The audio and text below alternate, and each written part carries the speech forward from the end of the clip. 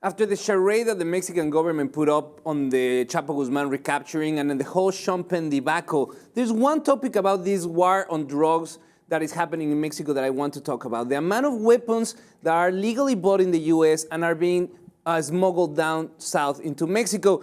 And the Government Accountability Office just put an analysis of numbers and data accumulated by the Bureau of Alcohol, Tobacco, Firearms and Explosives. And they say that the government of Mexico were able to capture around 100,000 plus weapons in the period between 2009 and 2014. They sent those weapons back, and about 70%, about 73,000 guns were able to be traced to legal purchases here in the United States.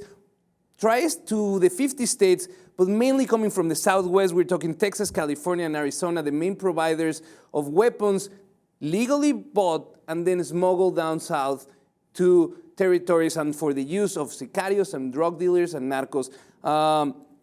No one is paying attention to the weapons that go out. Everybody is paying attention to the drugs that are coming in. How is this not a Trump stump speech point, a talking point? It is, and has been in the past for other candidates that they say that this is another reason why to build a higher wall.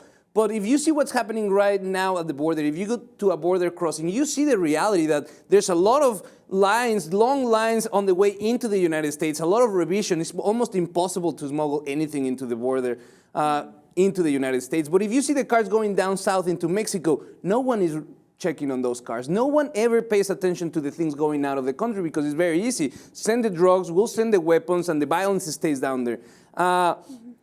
We're talking about the straw purchases. We're talking about the amount of weapons available in the border, 6,000 plus gun shops on the north end of the border, 6 on the south side of the border. Across the whole border between Mexico and the United States, the reality is that it's very convenient for the politicians to say, well, that is another proof for the traffic of drugs.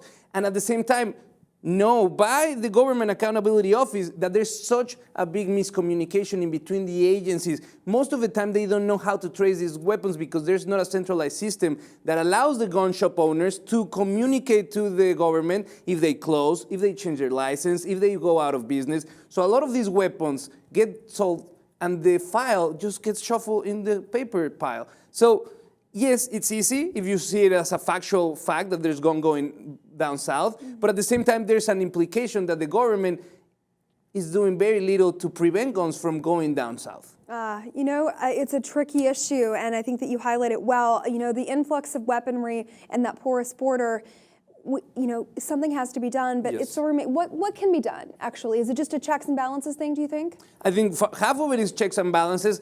Some will immediately bring in the gun control debate to the equation, saying, well, we need to be sure that we can track down the owners of these weapons so they can be held accountable. But also, I think that it needs to be more collaboration between the two governments where it really matters. Not trying to get the public opinion behind like we just saw with this capture of El Chapo Guzman, but really doing things that are going to benefit the people of Mexico, those who have to face the violence committed with the guns that are being sold in the U.S. and then smuggled down south to Mexico.